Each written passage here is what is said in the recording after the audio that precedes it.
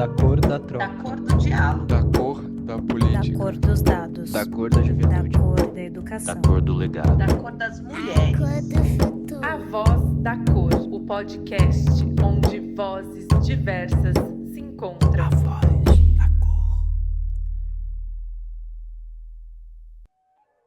Olá, sejam bem-vindas, bem-vindos e bem-vindes ao A Voz da Cor. Eu sou Gabriela Araújo. E eu sou Thales Nota. Hoje, em nosso episódio, convidamos referências que trazem história, pesquisa e luta a favor da segurança pública e contra o racismo. Antes de iniciarmos o nosso bate-papo, queremos apresentar as nossas convidadas. Cíntia Maia é advogada e pesquisadora, mestre em Sociologia pela Universidade Federal de Alagoas, doutoranda em Sociologia pela Universidade de Brasília, com pesquisa abordando as temáticas de raça, tecnologia e segurança pública. Pesquisadora do Núcleo de Justiça Racial e Direito da Fundação Getúlio Vargas de São Paulo e analista de monitoramento e impacto. Membro do Instituto do Negro de Alagoas e com formação em Advocacy em Direitos Humanos pelo Instituto dos Direitos Humanos, IDDH. E ela também é sócia fundadora do Alamoju Educacional. E também estamos com Débora Maria da Silva, líder e fundadora do movimento Mães de Maio, referência na luta contra a violência policial. Ela é premiada com o Prêmio Nacional de Direitos Humanos. Em 2015, ela foi para os Estados Unidos através da Anistia Internacional para denunciar os crimes. Em 2016, lançou a Rede Nacional de Mães e Familiares. Cíntia e Débora, que honra receber vocês aqui no podcast A Voz da Cor.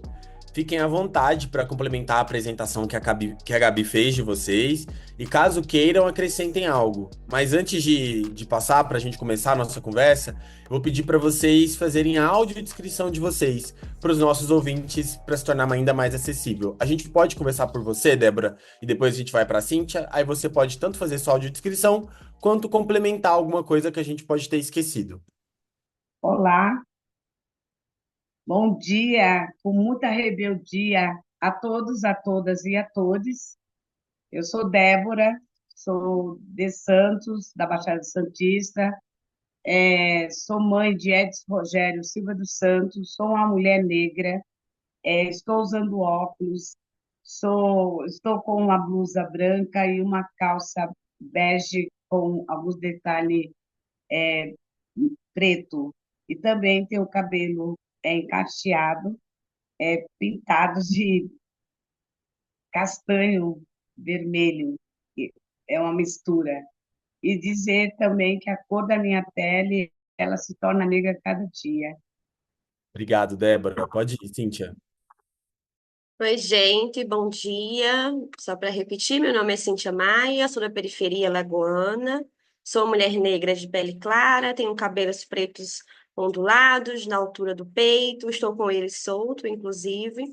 Uso uma blusa sem manga, de cor clara, tenho algumas tatuagens visíveis nos braços, principalmente nos ombros, e um piercing no nariz. É um prazer estar aqui com vocês. Um prazer estar com vocês, duas referências com histórias, tanto de pesquisa quanto na luta pela segurança pública, contra a violência policial, né? E antes de iniciar o nosso bate-papo, eu gostaria de relembrar os nossos ouvintes sobre a história da Débora, que após perder seu filho no massacre de maio de 2006 em São Paulo, no qual os 564 pessoas, principalmente jovens negros da periferia, foram mortos sem investigação adequada. E ela transformou a sua dor em luta, né? Reunindo outras mães de vítimas para buscar justiça. Juntas, descobriram canais de denúncia e formaram o movimento Mães de Maio, que pressiona por memória, verdade e reparação há mais de 15 anos. Em 2014, conseguiram a criação da Semana Estadual de Pessoas Vítimas de Violência e agora, com o projeto Enfrentação, uma parceria entre a Unifesp, Ministério da Justiça e outros, busca evidenciar cientificamente os impactos psicossociais dessas perdas e propor políticas públicas especializadas, atendendo mães de 5 estados para garantir direitos humanos, justiça e apoio psicossocial diferenciado. O relatório da Comissão Especial sobre Crimes de Maio apontou que mais da metade dos assassinatos eram pretos e pardos, jovens periféricos que se tornavam alvos da violência policial em 2006. Como é que vocês enxergam a relação entre o racismo e a forma como a segurança pública trata a vida da juventude negra? O que que mudou ou não mudou nesses últimos anos, né? Nesses 19, 20 anos desse acontecimento? Você pode começar respondendo para a gente, Débora, por favor?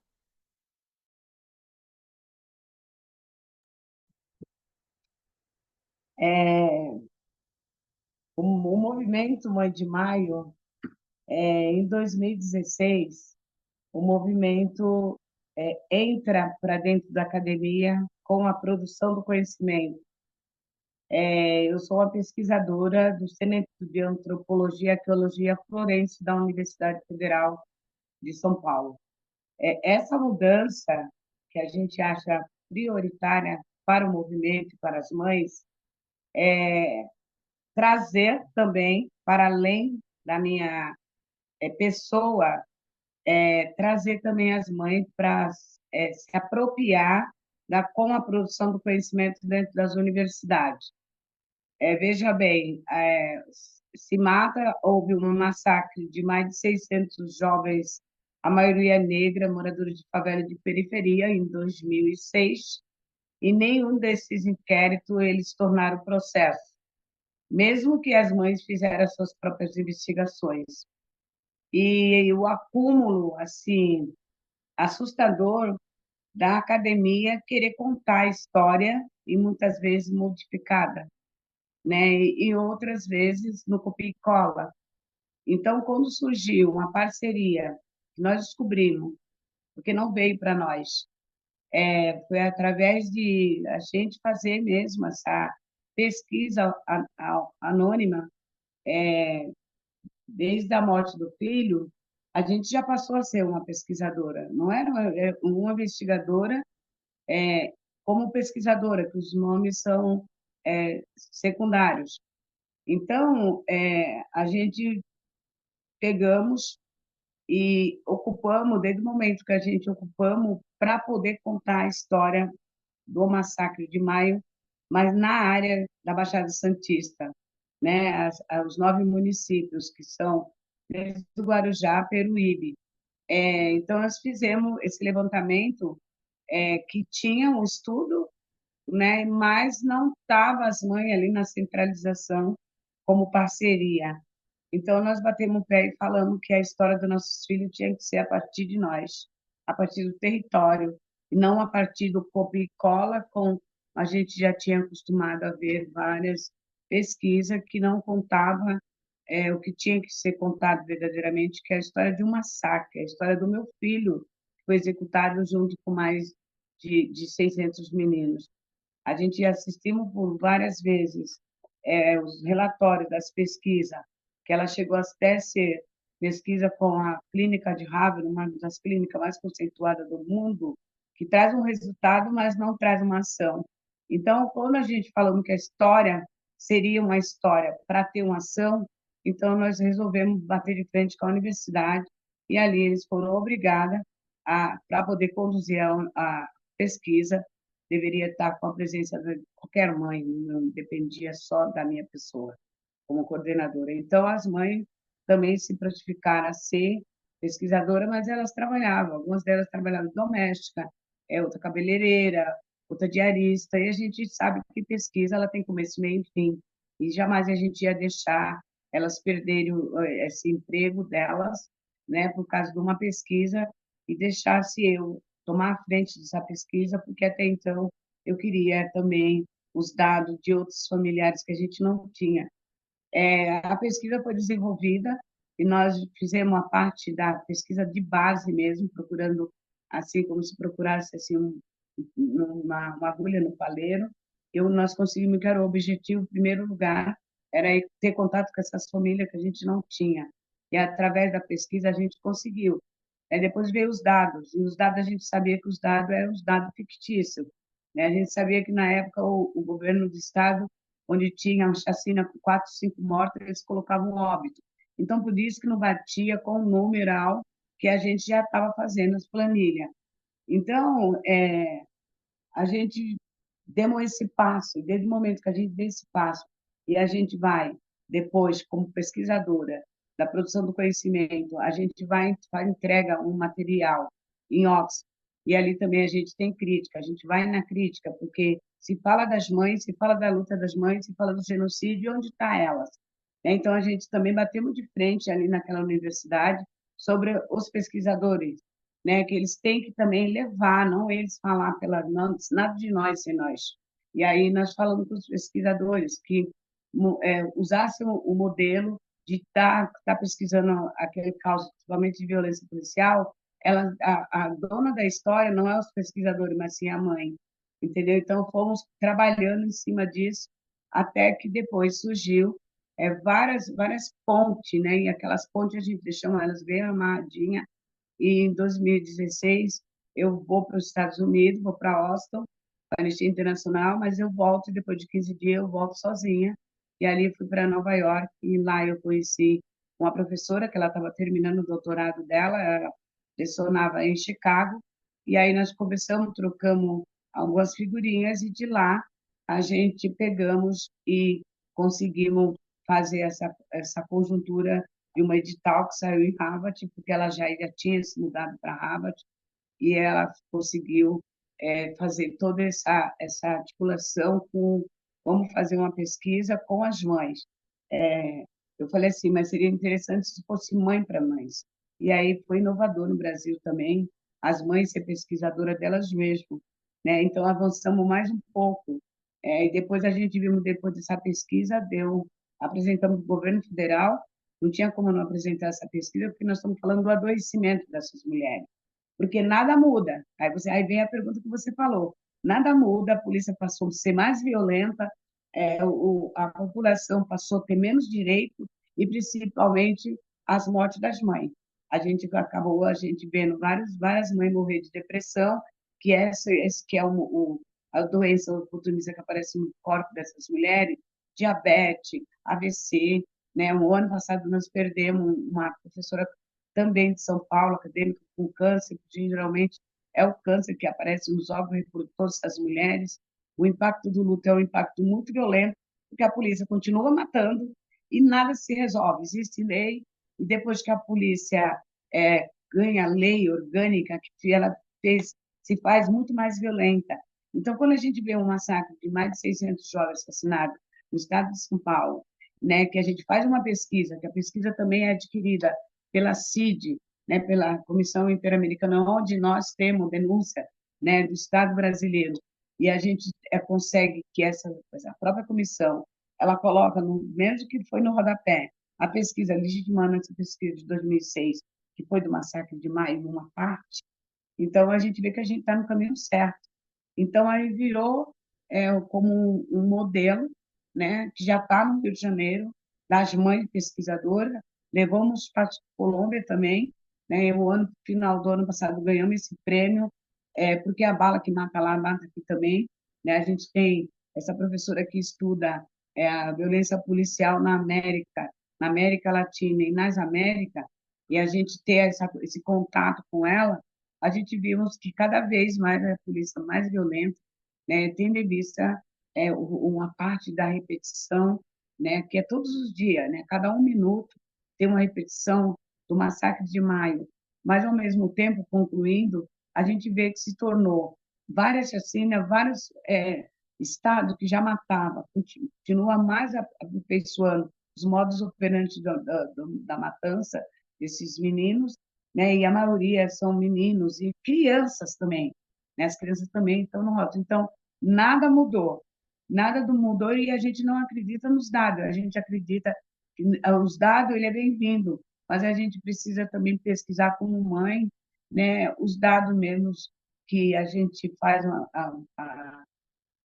assim, a gente faz o monitoramento, né? Principalmente foi no caso da Operação Escudo que ocorreu, a Operação Escudo de Verão que ocorreu na Baixada Santista, tanto a gente parou a operação lá na Baixada Santista como mãe, que a gente sabia que era um derrame, mesmo modo operante de maio de 2006, como também a gente começou a contar os mortos, que não constam, muitas dessas vítimas, não constam no dado do governo do Estado. Então, nada mudou, os crimes continuam sendo arquivados, né? Então, a gente vê que, por mais que se pesquisam e e tem que levar essas pesquisas para o governo federal. A gente vê que nossa pesquisa não pode ser só uma pasta empoeirada ou um livro, né, para estar numa discussão. Precisa levar esse aparelho do sistema, porque a gente vê que a gente continua como negros e nossos filhos continuam como o inimigo desse Estado terrorista. Obrigado, Débora. Você acaba falando de algo que aqui no podcast a gente se orienta muito, né? A dados, olha muito para dados e tal, mas é sempre importante lembrar que toda pesquisa e tudo que a gente está olhando para esses grupos subrepresentados, isso também é refletido em números e nos dados, né?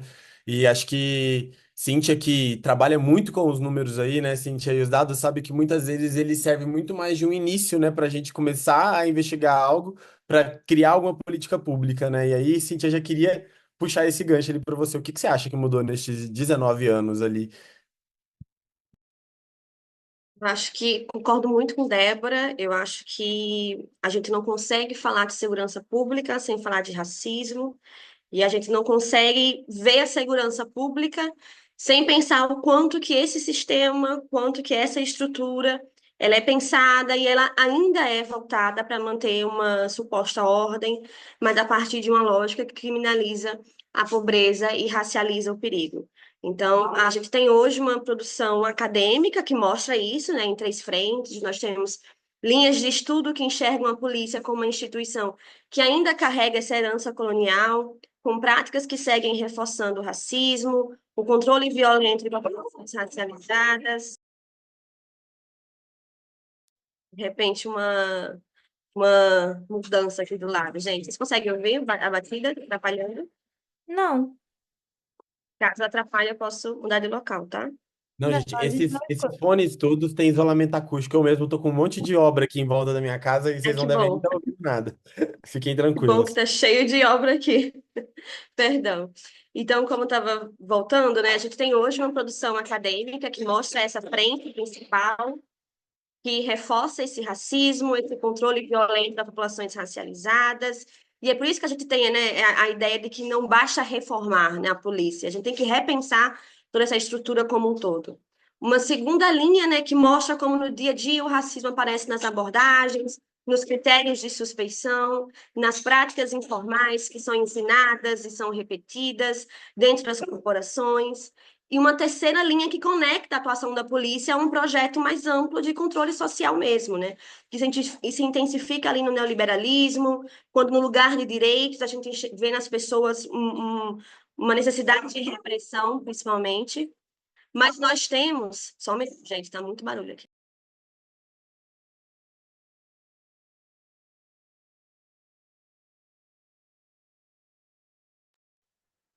Estão ouvindo barulho?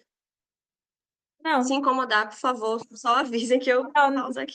barulho mesmo, fica relaxado. Ah, então ótimo. E principalmente, né, para além dos conhecimentos pagados na academia, nós temos uma produção de conhecimento que vem de uma vivência, para além da academia, né? Uma vivência que vem do reconhecimento de que não queremos mais nos ver apenas como objetos de estudos acadêmicos, né? Uma vivência de pessoas negras que veem e sentem esse modelo de segurança, né? Que junto com o racismo estrutural produz a força. E quem morre são os jovens negros, principalmente, né? Isso não é um acidente, como a Débora mencionou. Isso é uma política, né? Uma política de Estado, né? A morte da juventude negra é uma política de Estado, né? É o que a gente chama de necropolítica. O Estado é quem decide quem vive, quem morre, quem é abordado, quem é revistado, quem é preso, quem é considerado como descartável pelo Estado. Então, é assim que a vida da juventude negra, como um todo, ela é muitas vezes tratada, né? Como uma vida que pode ser interrompida sem escândalo, sem comoção, né? E isso é uma herança dessa colonialidade que não foi superada, né? E o resultado disso é essa política de segurança que atua muito mais para eliminar do que para proteger, né? Ela não tem o objetivo de proteger, ela tem esse objetivo da repressão mesmo. Então, a segurança pública no Brasil ela não vai operar de forma neutra, por isso que ela não mudou, né, ao longo desse tempo, apesar dos reclames e apesar da necessidade de termos mais pensamentos da sociedade civil como um todo, né? Ela é profundamente atravessada por essa lógica racial, por isso que ela é estrutural e institucional também. E isso tem tudo a ver, né, Cíntia, com a pesquisa que você também está tocando ali do mapa da injustiça, né? E aí, gente, até para dar um pouco de contexto aqui para quem escuta a gente, né? O projeto Mapa da Injustiça do Centro de Pesquisa Aplicada de Direito e Justiça Racial da Fundação Getúlio Vargas São Paulo, do qual a Cíntia faz parte, revelou os mecanismos que perpetuam a impunidade em casos de letalidade policial contra pessoas negras, que tem a ver com esse ponto que a Débora estava falando, né? Que às vezes os dados são taxados de uma forma estranha, que levanta algum tipo de suspeita e que não diz exatamente o que e como aquelas pessoas foram mortas ou o que levaram, né? E através desses dados georreferenciados, a pesquisa mapeou a investigação e julgamento das mortes decorrentes da intervenção policial entre 2018 e 2024. Super recente, hein, gente? Muito legal. O estudo, iniciado em 2022, mostra como o sistema de justiça criminal falha em responsabilizar esses agentes do Estado e reforça essa desigualdade racial. Claro, evidenciando ali que cerca de 62% dos civis mortos pela Polícia Paulista no período são pessoas negras. Lembrando de novo que mais da metade das pessoas que foram mortas também nesse crime de maio também eram negras. Então faz esse paralelo que nos leva à resposta da pergunta anterior, que era o que mudou, né? Então aqui a gente acaba tendo um pouco já desse gostinho. E como a Débora também citou, isso não é um problema só de São Paulo e muito menos só do Brasil, porque ela falou aqui da Colômbia, que lá a gente também tem situações similares, né?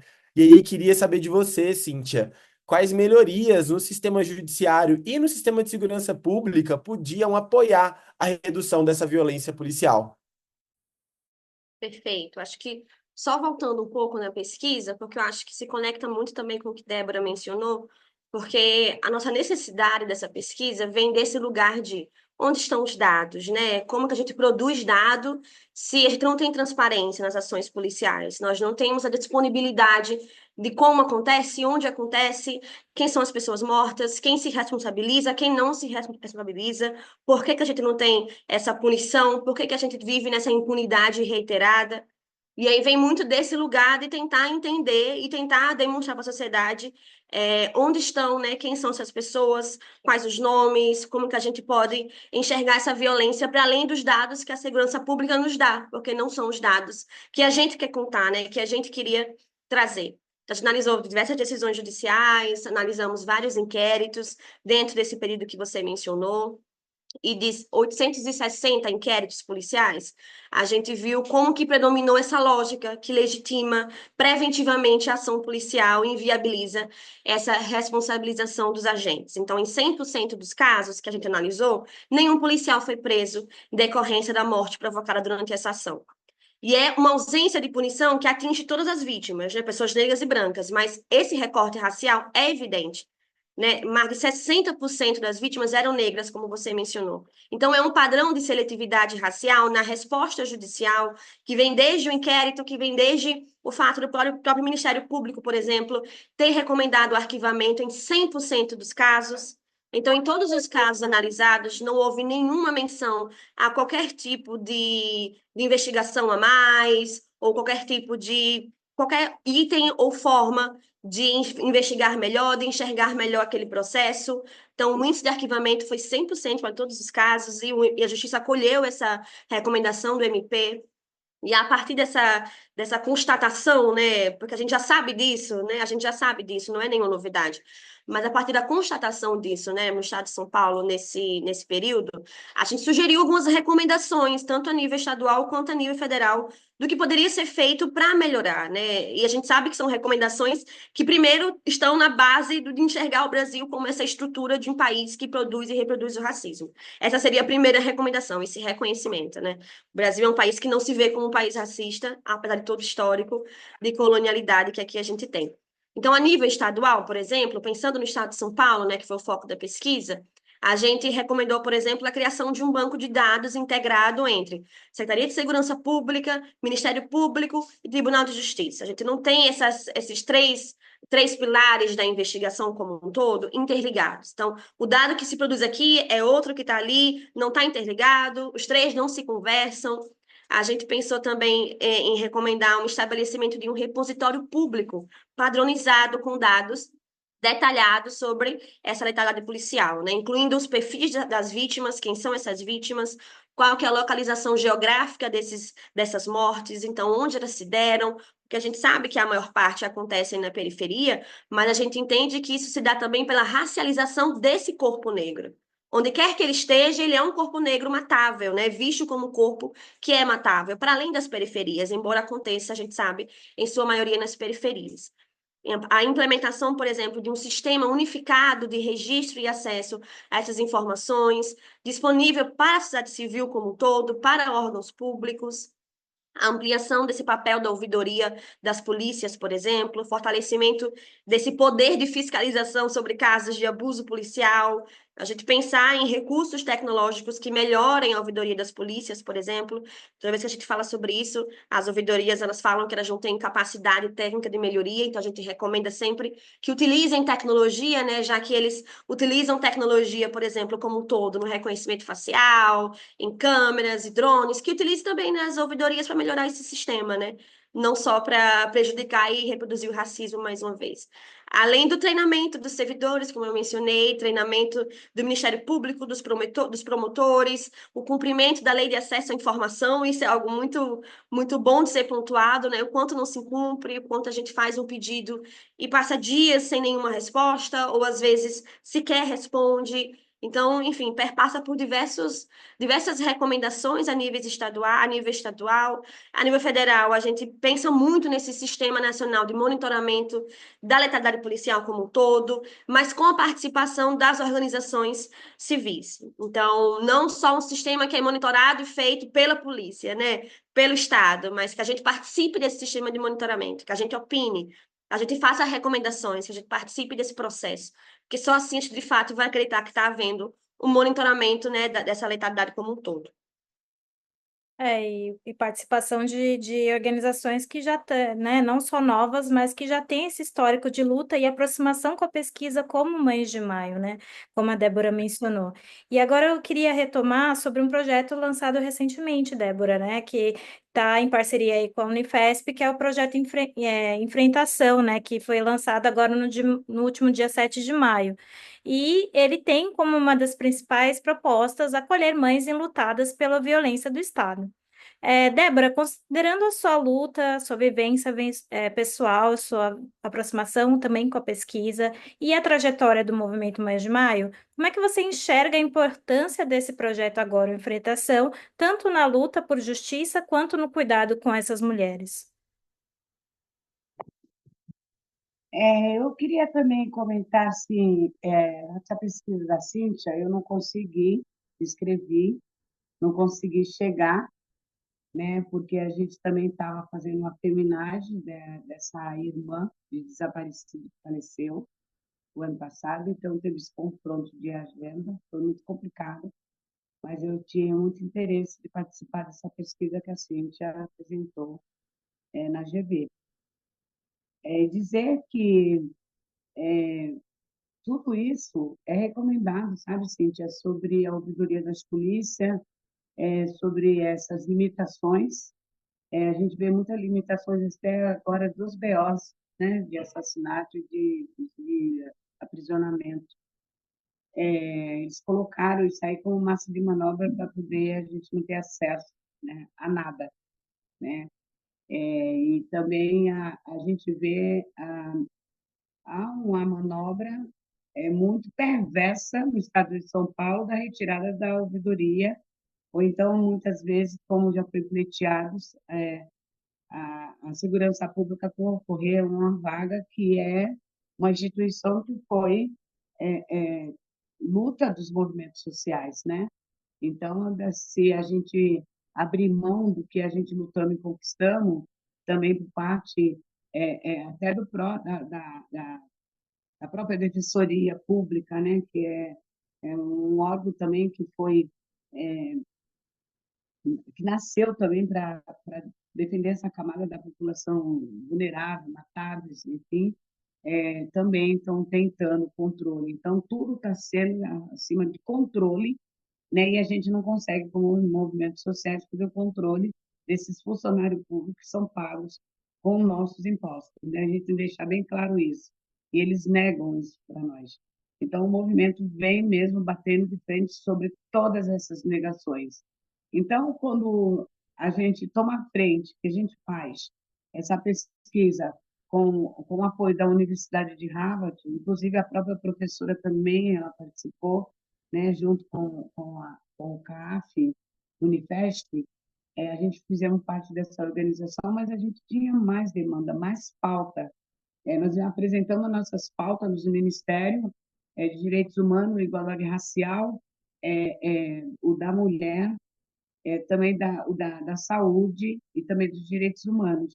A gente apresentava nossas pautas. As pautas das mães, elas precisam ser ouvidas, né? Então, a gente tinha muita preocupação porque os profissionais, muitas vezes, eles têm que entender que eles não foram preparados para fazer esse autocuidado, né, com essas mães preta, pobre, moradora de favela e de periferia, que elas estão adoecendo e elas estão morrendo. Tem visto os exemplos das mães, né, que umas a gente tinha no movimento, outras a gente sabia que não era do movimento, mas era simpatizante, e outras a gente descobriu na pesquisa. Muitas delas já tinham morrido, e tinham morrido com depressão, com essas doenças oportunistas pós-luto. Elas desenvolvem vários tipos de doença. Eu também, quando meu menino morreu, eu fiquei com aspecto de depressão, porque eu acho que na depressão estava profunda, porque eu consegui me levantar, né, e tomar a frente e sair para montar esse movimento, mas a gente viu que outras não conseguiu agir assim como o meu, que cada um age de uma forma. E a gente vinha sempre falando do adoecimento das mães, mas as mães estavam sendo tratadas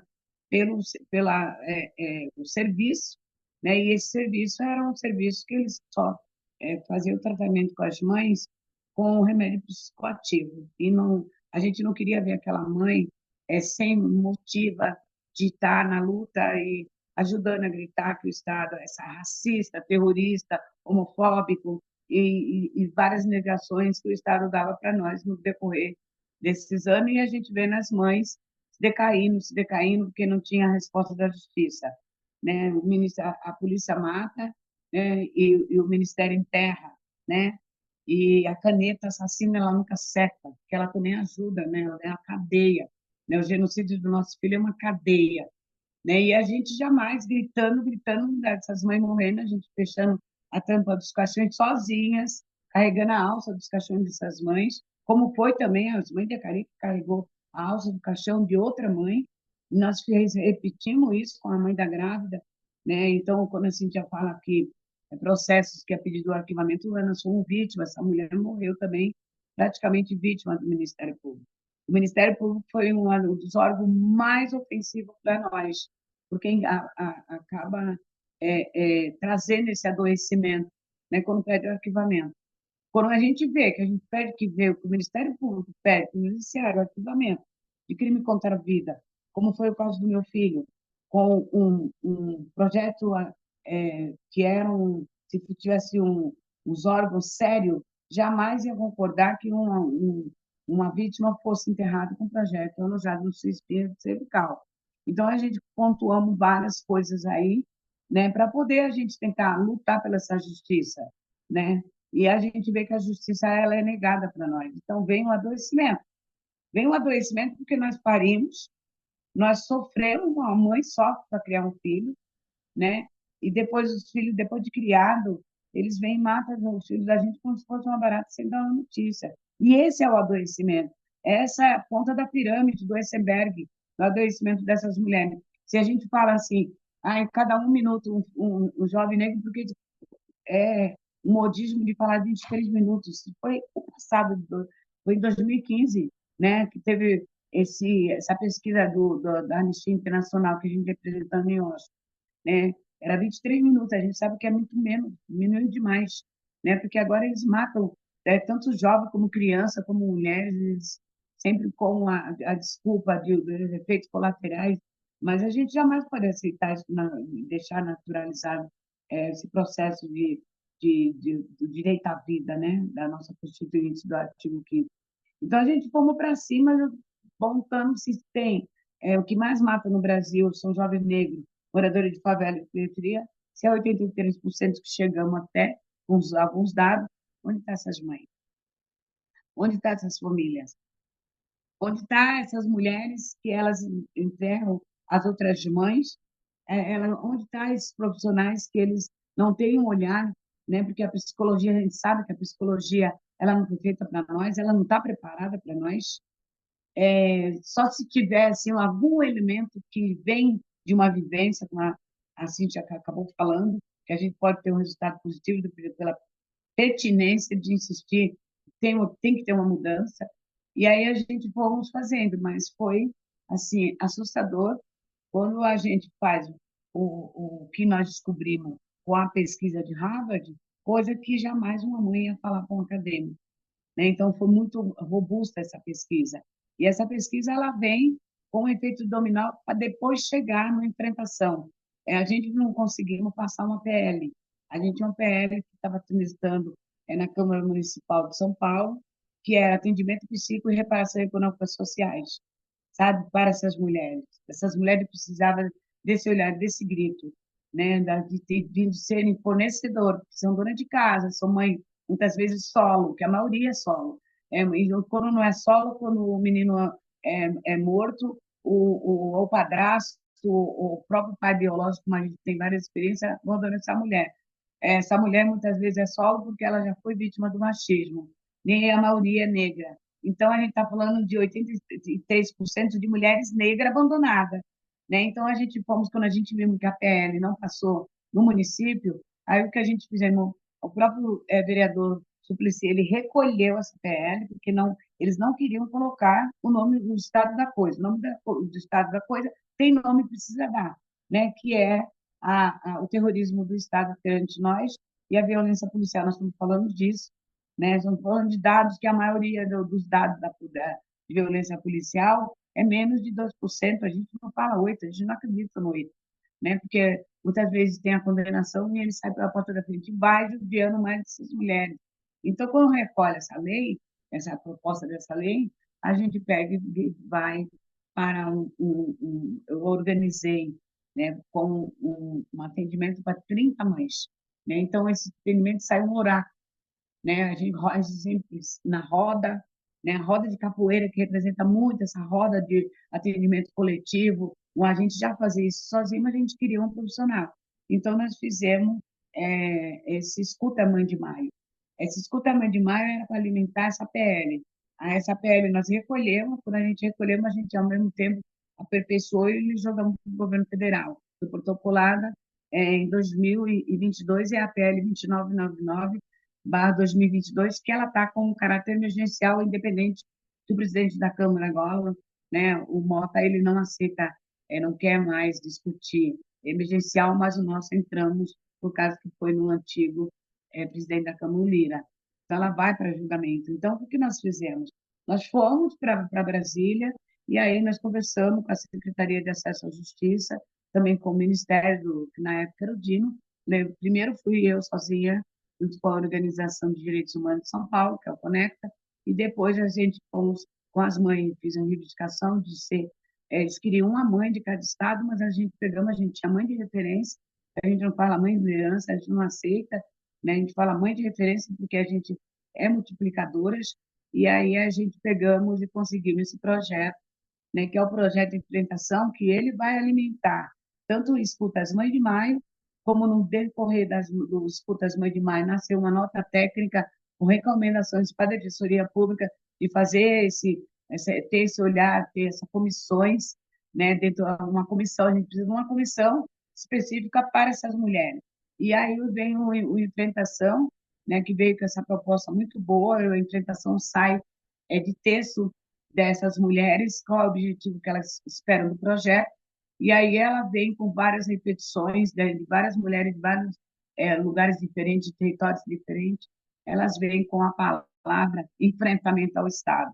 Então, a enfrentação ele vem para fazer formações, as mães formar esses profissionais, são 33 profissionais, dois psicólogos de cada estado, um orientador jurídico e também assistentes sociais. Nessas profissões que a gente quer que eles tenham uma preparação, eles têm que dar uma vivência do que eles viram, do que foi essa formação lá na frente, para poder a gente alimentar essa proposta de PL, porque o presidente Lula queria dar o ano passado um decreto, né, no mês de maio, mas nós não aceitamos, a gente não aceita decreto, a gente também não aceita também a palavra projeto, porque o movimento Mãe de Maio não é um projeto. O movimento Mãe de Maio caminha com essa intenção de ser uma política pública, né? Uma política que ampare essas mulheres e os familiares, porque só quem sabe o que significa o racismo estrutural em todas as repartições que essas mulheres procuraram, por ser negra, por ser pobre, moradora de favela e de periferia, não ter uma identidade, a gente tem um racismo muito violento e muitas vezes essas mulheres são culpadas, muitas vezes elas se sentem culpadas para além da sociedade, né, apertar 24 por 48 o gatilho na cabeça dessas mulheres, criminalizando essas mulheres muitas vezes como culpadas pela morte dos seus filhos. Então, essa pesquisa ela vem para isso. A gente precisa fazer formações dos profissionais, a gente adquirimos muitas produção do conhecimento de uma filosofia de rua, de uma filosofia de acesso à justiça, de uma filosofia que a gente aponta os caminhos das pedras, né? Como se faz uma perícia, precisamos continuar fazendo recomendações, sabe, Cíntia, sobre a perícia independente, porque nos crimes de maio não teve perícia, então por isso que teve arquivamento. Então a gente não podemos admitir isso, que a gente tem uma perícia atrelada à segurança pública, porque a gente acaba alimentando essa impunidade que ela perpassa pelo ML, né? Então a gente vê Corrompível, né? que eles têm que ser, né, desatrelados da segurança pública, essa é a nossa visão. Então a pesquisa vem também apontando isso, porque as mães elas estão assim, a gente fala uma palavrinha que é até uma piadinha, mas é uma piadinha de bom gosto, mas cutucando, as mães estão assim viradas no giraia. As mães têm produção assim para colocar em várias bibliotecas do país do mundo, com a produção do conhecimento delas, e elas vêm para parir um novo Brasil, uma nova sociedade, com mais oportunidade e menos racismo. Eu acho que enquanto a polícia ela ser militarizada, ela carrega realmente o escudo da polícia militar do estado de São Paulo, que ela carrega um bandeirante com muito orgulho, que foi o bandeirante que matou o zumbi. Então, a gente não podemos achar natural.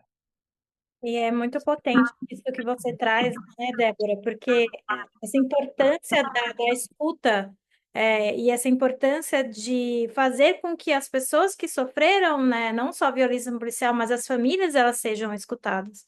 E a importância do movimento justamente para fazer com que isso seja um direito e uma política pública, para que as políticas públicas de segurança pública, elas perpassem pela escuta também das famílias, né? Eu acho que é muito potente isso que você traz para a gente e como esses projetos que você, né, essa aproximação também que se faz com a academia e também com o legislativo, enfim, com esses terceiros que vocês fazem, né, para que a gente tenha uma outra realidade. E o Thales acabou caindo, então eu vou seguir aqui com a próxima pergunta, que eu vou direcionar para a Cíntia, mas eu também queria escutar a Débora, que de 2006 até hoje, a tecnologia de segurança ela mudou bastante, né? A gente tem reconhecimento facial, sensores, câmeras inteligentes, inclusive nos uniformes policiais, ferramentas que não existiam há alguns anos. E, Cíntia, como é que as tecnologias como essas câmeras nos uniformes ou até em prédios e até na mão dos moradores, elas têm contribuído ou não, né, na dissolução dos crimes, né? Enfim, a gente sabe que muitas vezes esses dispositivos de reconhecimento facial e até os algoritmos eles são racistas, né? Então, esses dispositivos eles ajudam, eles não ajudam? Eu queria que vocês debatessem um pouco sobre isso. Perfeito. Eu acho que esse é um debate, né, sobre o uso das câmeras que contrapõe duas finalidades distintas, bem opostas, né? Então, enquanto a gente tem a tecnologia do reconhecimento facial como uma tecnologia que constrange os cidadãos em sua liberdade individual e coletiva, mas também acaba reproduzindo o racismo, e eu posso falar disso também de forma mais aprofundada. Esses dispositivos corporais usados no fardamento, por exemplo, eles têm essa possibilidade, eles trazem a possibilidade de controlar as ações desses agentes armados e assegurar que não ocorram, por exemplo, constantes violações de direitos nas abordagens e nas operações de segurança. Então, esse uso de câmeras já nas fardas dos agentes de segurança pública, em serviço principalmente, vem sido implementado em alguns estados brasileiros, é uma recomendação do Ministério da Justiça, por exemplo, e sob a alegação de que, além de proteger as pessoas contra possíveis abordagens violentas, as câmeras também diminuem em até 90% os casos de acusações supostamente caluniosas contra os policiais. Então, são dados, são justificativas, são alegações que trazem mais eficácia, que trazem mais proteção social, só que, mesmo assim, não tem se mostrado como suficiente para convencer os governadores de abraçarem, de fato, a ideia das câmeras corporais, né? E os altos custos, por exemplo, é uma alegação que mais se fala, né? Custa muito para implementar, custa muito para armazenar as imagens. Esses são os entraves mais citados. Então, é o Estado que luta muito firmemente para não colocar câmeras nas fardas de policiais. É o mesmo Estado que gasta muito com as câmeras de reconhecimento facial. É o mesmo Estado, né? A gente tem dados hoje, principalmente da organização Tire Meu Rosto da Sua Mira, que mostra quantos estados gastam muito, quanto que soneram muitos cofres públicos as câmeras de reconhecimento facial. E quanto que esse estado, né, sob essa argumentação de que não temos dinheiro, é muito oneroso, acaba não querendo utilizar as câmeras nos fardamentos das polícias. Então, isso traz várias perspectivas. Primeiro, a tecnologia não é neutra, muito menos o seu uso.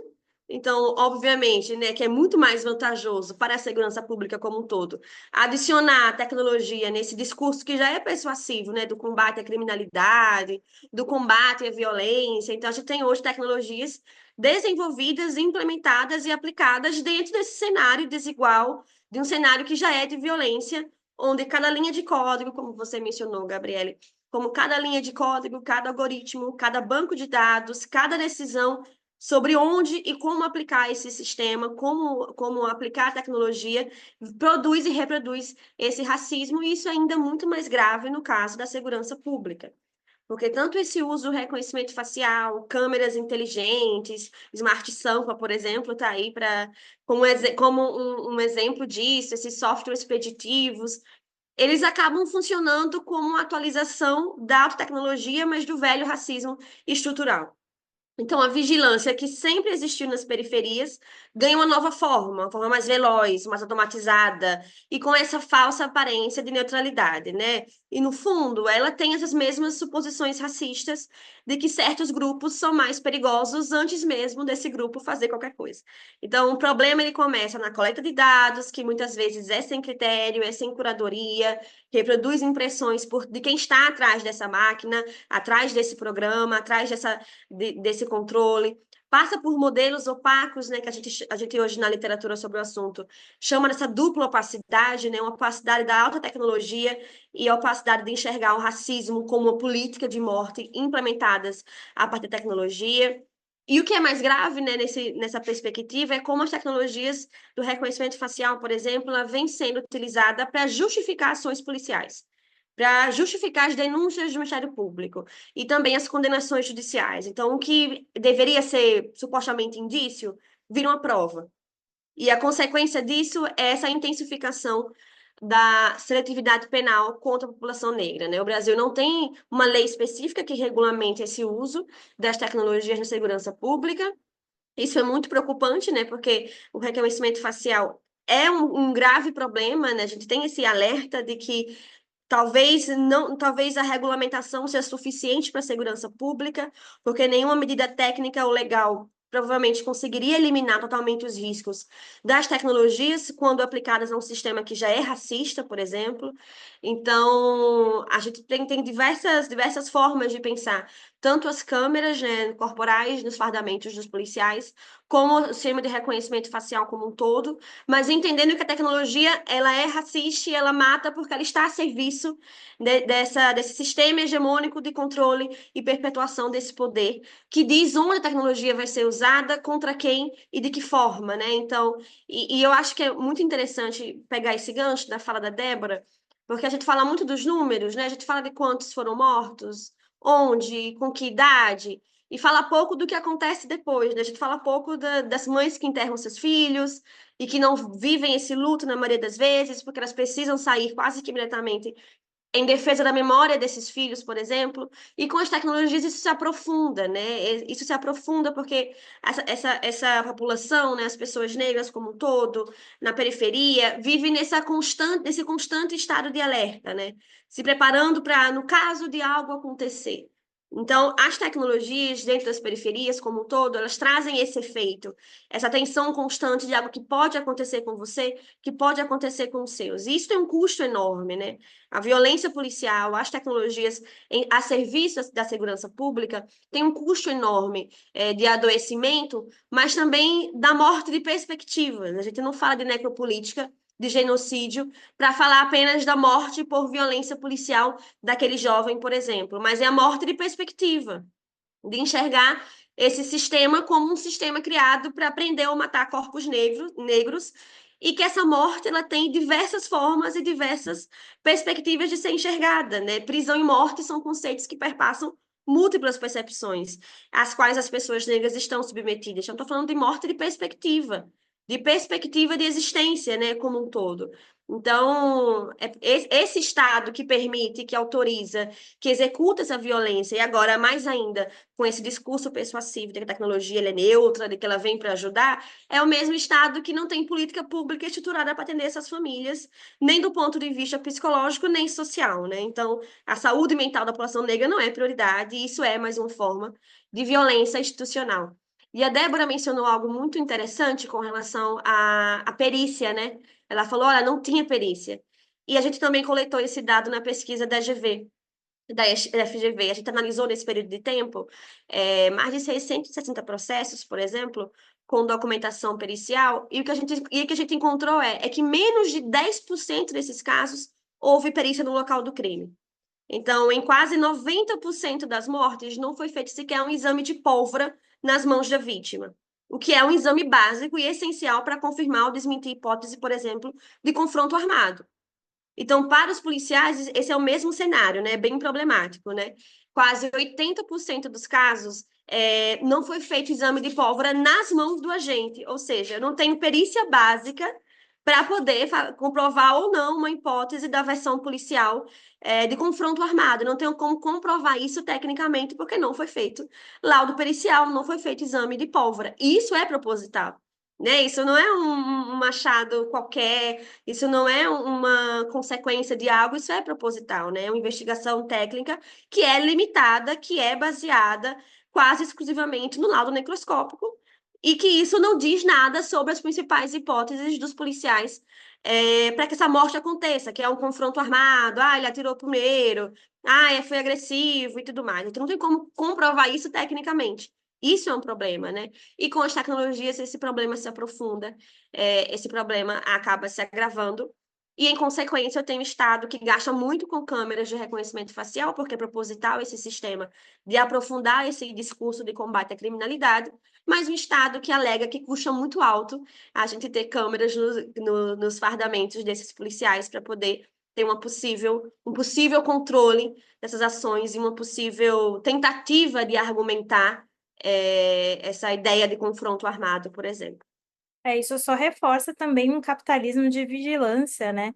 E essa dicotomia de que, ao mesmo tempo, se investe muito em nos vigiar e estarmos, né, como se fosse no Big Brother a céu aberto todos os dias, e ao mesmo tempo, né, eu lembro na época da Operação Escudo, que a Débora mencionou, Operação Verão também, toda uma judicialização porque não estavam utilizando devidamente as câmeras corporais dos policiais, né? Que foi até para o Supremo essa conversa toda na época, né?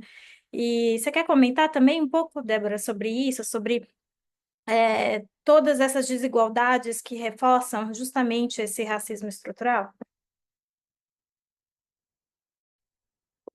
Sim, a Cíntia traz assim uma aula, e é uma aula, é a visão das mães, quase 100% a fala da Cíntia. A gente vê que esse aparelho de controle, isso a gente chama muita atenção, porque a gente faz uma comparação com a Palestina, e a gente também sabe de onde vem essa tecnologia, né? Então, é uma tecnologia que faz com que a gente fique 24 horas sendo monitorado. Eles gastam muito para isso acontecer, né? E eles estão monitorando quem? Eles estão monitorando os playboy? Não. Eles estão monitorando o alvo deles, né? Para poder alimentar essa cadeia, né, do capital. A gente vê uma política do capital. A gente não vê uma política humana mais, só do capital, né? Transformando os corpos como máquina, né? E tipo isso. E é esse estado de produção, né, do tempo da escravatura do nosso país, que é perpetuada até o dia de hoje, a gente vê que essa massa dos escravizados, assim, que a gente não temos um trabalho digno, né? Enfim, então a gente vê que a gente somos os que produz, né, para a riqueza do nosso país, eles estão trazendo a tecnologia e a gente também já está observando muito isso com a tecnologia chegando nesse controle dos nossos corpos, porque estão diminuindo, vão continuar diminuindo a população. Isso é mundial, né? A tecnologia está aí, mas é para fazer esse controle, para poder até quando eles vão se abater, né? Que esse é o nome que eles fazem quando eles executam nossos filhos. A gente vê também que nas repartições que usa a IA, né, esse reconhecimento facial, é os aparelhos de constrangimento, né? A gente não consegue mover, a gente fomos constrangidas na entrada do prédio, né, para poder ir para a sala do GAECO, do Ministério Público. A câmera não reconhece o povo preto, sabe? Ela trava, não tem, mesmo que você faz o reconhecimento no balcão, né? Tira as suas fotos, e aí, quando chega na catraca, a gente não consegue passar. A gente vimos também outra mãe ser também humilhada quando ela passou na biometria de um prédio de segurança. Ela passa pela recepção, ela faz o cadastramento, quando chega na biometria, ela não consegue, ele não reconhece a digital dela. Então, a gente tem vários lugares. Câmera de monitoramento, principalmente essas câmeras de monitoramento que está sendo implantada, que vai ser implantada no estado de São Paulo, é uma câmera que provavelmente a gente precisa ainda, que vem da Motorola, não aceitaram comprar as câmeras do governo federal que não tem o reconhecimento facial. O reconhecimento facial é nada mais, nada menos para caminhar para o segundo país mais encarcerador do mundo, que é o Brasil, né? Quando foi implantado o Smart no São Paulo, eles prenderam batendo palma com o controle de cada um que vai preso. Então, a tecnologia, ela não vai ser para nós nunca, percam a esperança, sabe? A gente vê um monitoramento assim perverso aonde quer que nós estejamos, do drone.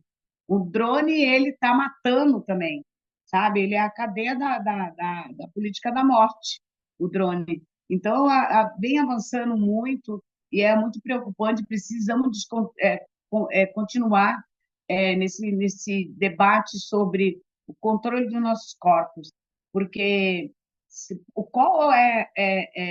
a Cintia acabou de citar isso, mas qual é o interesse da rejeição a ponto de ir para o Supremo Tribunal Federal das câmeras de monitoramento, porque a gente via que a maioria das operações, da Operação Escudo dentro das favelas, né, foi crime de tortura primeiro, para depois matar, né, e a maioria dos agentes não usava câmera. A gente era obrigado a fazer o monitoramento quando vinha uma viatura, quando vinha...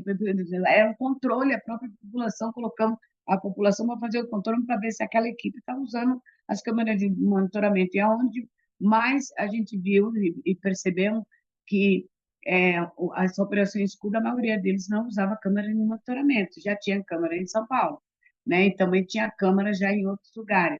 Quando foi implantada a câmera de monitoramento, de experimento em São Paulo, diminuiu a matança, foi na pandemia, né? Por que foi implantado? Foi implantado tipo do Dória vem com cala a boca para nós. Porque a gente criou uma pauta com ele, uma agenda com ele, para falar sobre isso mesmo, né? Das câmeras de monitoramento dos policiais. Agora, qual é a ideia? E é bem citado pela Cíntia.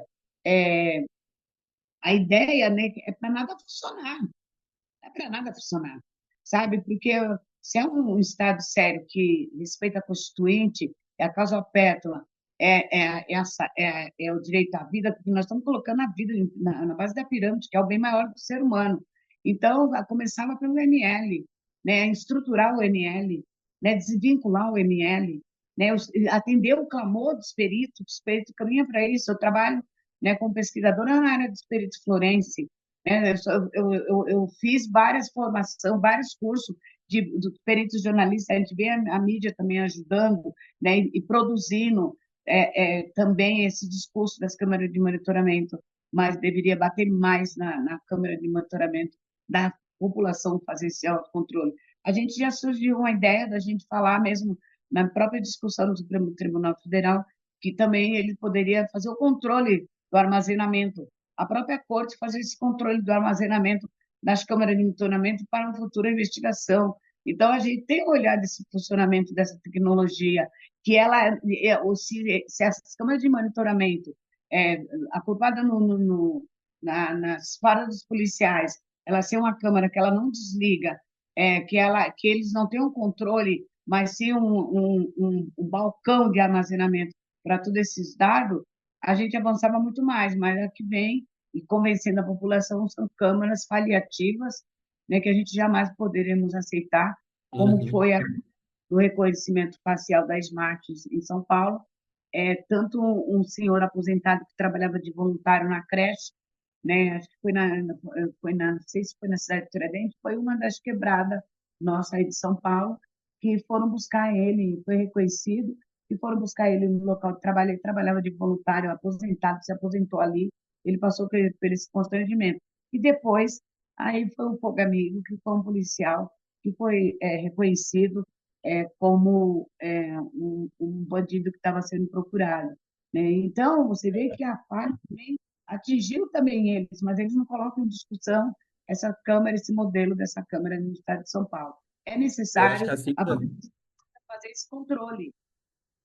Eu acho até que a Cintia mencionou bem isso, né? Que eles também são protegidos de alguma forma se esses uniformes também vierem com essas câmeras, né? Porque nos casos de falsas acusações, eles também vão estar ali respaldados. E aí a gente ouviu aqui hoje, nesse episódio, que já está chegando ao fim, diversas ideias de soluções, assim, muitas. E uma delas, sem sombra de dúvida, é o acesso à informação. Porque hoje a gente também está podendo fazer esse podcast aqui enquanto jornalistas, eu e a Gabriele, por exemplo. Assim como a Cíntia e a Débora podem estudar e pesquisar sobre esse assunto, porque a gente tem informação. Se a gente não tem informação, esses crimes vão continuar impunes e responsabilizados, e a população vai ficar sem saber, e os jovens vão continuar sendo mortos e assassinados pela polícia, assim, né? Eu até, enquanto jornalista, já vivi da redação o outro lado, assim, da gente estar e que a gente não consegue os dados, e a gente só consegue através da lei de acesso à informação, e ainda assim, ela vem ainda faltante.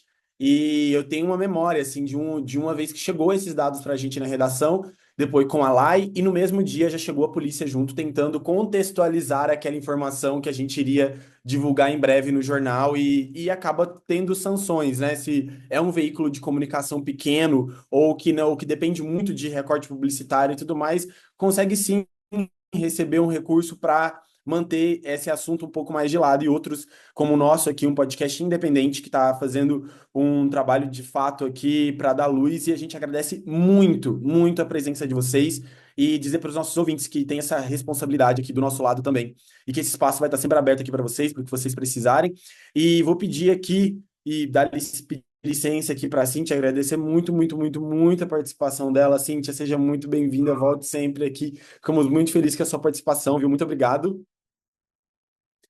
E também quero também agradecer aqui a participação da Débora e pedir para a Débora, em especial, por conta do mês de maio, esse mês das mães, Débora, se a gente pudesse, no final desse episódio todo, com tudo que a gente passou, conseguir concentrar, assim, em uma frase que você pudesse dizer para as mães que nos escutam, mães de jovens negros e garotas negras que têm esse pensamento, seja de estar lutando por uma justiça como você luta, ou seja por ter receios, medos do que está lá fora para o seu filho, assim, que recado, que mensagem aí de força ou de esperança você poderia dar para essas mães?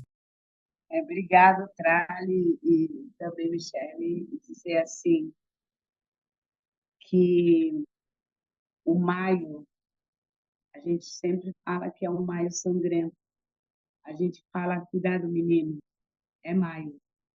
Mas a gente fala para as famílias esperançar.